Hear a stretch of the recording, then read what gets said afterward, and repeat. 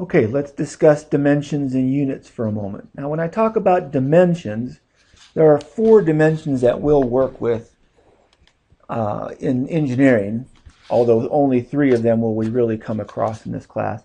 But I don't want you to confuse this term dimension with, say, 3-dimensional, 2-dimensional. Like if you buy a 3D TV, we would use the term 3-dimensional. Or you go to a 3D movie.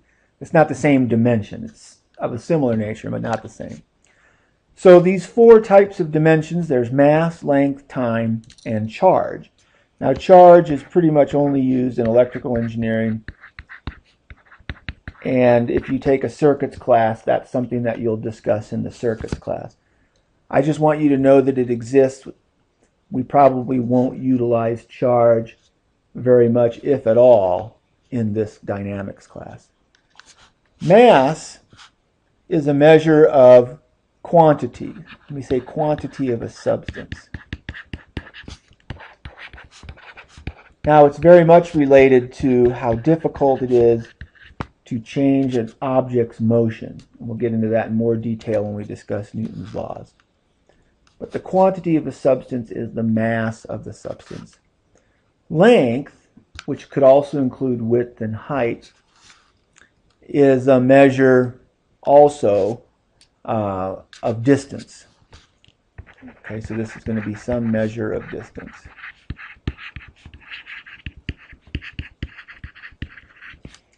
And then time is also a fundamental dimension. I should point out that mass, length, time, and charge, these are concepts that we have to define.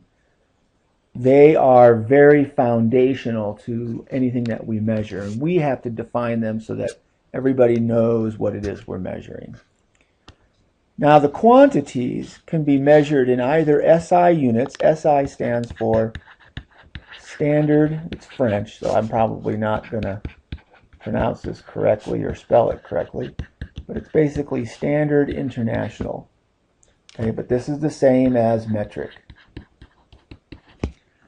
So mass in the metric system is measured in kilograms. Length is measured in meters. And time is measured in seconds.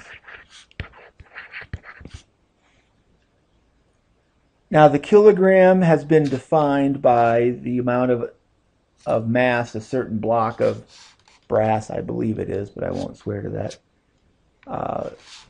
that there is set up in this bell jar in France. It's not a very scientific way of doing it, but it's the best way we had.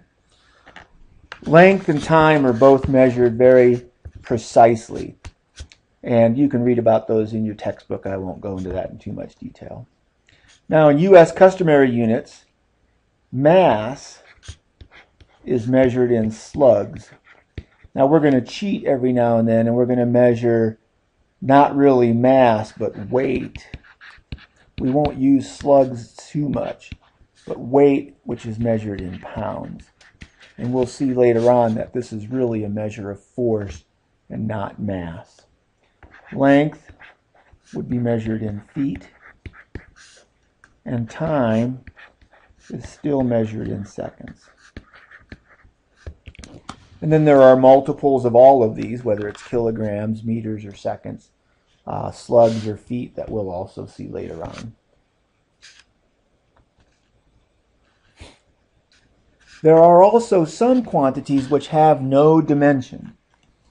2 of these quantities include temperature and angle. Now, angle is going to be the most important one for us. They do have units.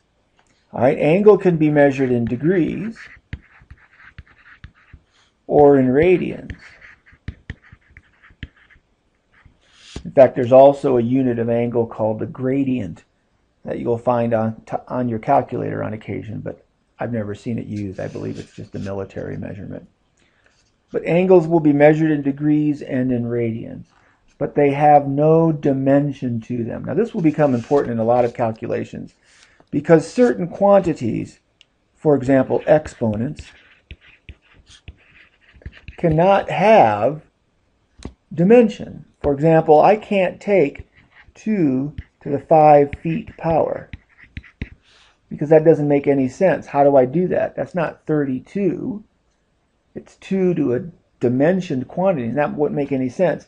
And even if you said, well, 2 to the 5th is 32, what if I said 2 to the 60 inches power? Now you're going to get a different number if you take 2 to the 60th power. So it doesn't make any sense. So you cannot have a dimensioned quantity in an exponent. The same thing holds true for the arguments of logarithms and trig functions. Those cannot be dimensioned quantities. Now the one we use the most, of course, is trig functions. I can have the sine of 30 degrees. There's a unit there, but 30 degrees does not have dimension. I can take the log of 5, but I can't take the log of 5 feet, because it just doesn't work. Okay, so trig functions and logarithms, those arguments must not have any dimension.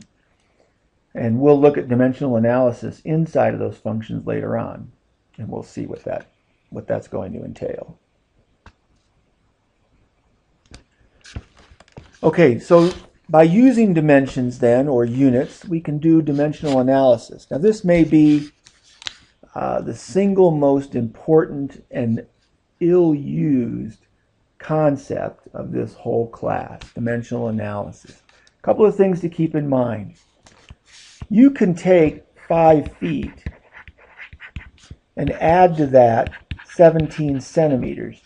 So for example, let's say I've got a piece of wood 5 feet long and another piece of wood 17 centimeters long, and I can glue them together or nail them together or something like that, and I'll have another piece of wood now that's longer than 5 feet. It'll be 5 feet plus 17 centimeters, whatever that value turns out to be. And it makes sense to add those together. I mean, if you're gluing those pieces of wood together, you now have a piece of wood that's physically longer than it was previously. You have a 5 feet long board, and I've just glued to that a 17 centimeter long board.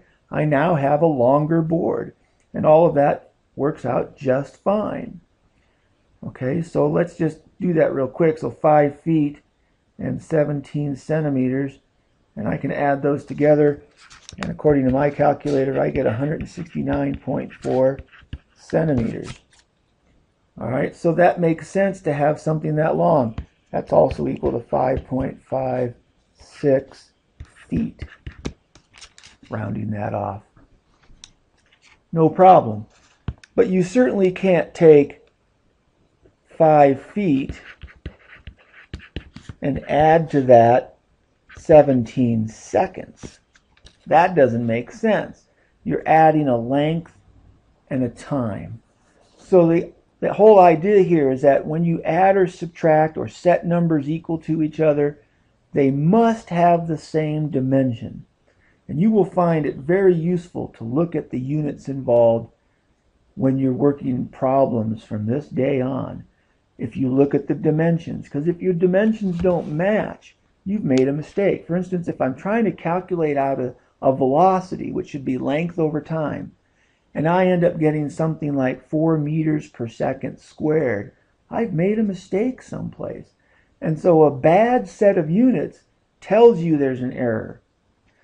Having the right units doesn't tell you your problem is correct or your solution is correct, but it does tell you that your solution is wrong if you don't have the correct units.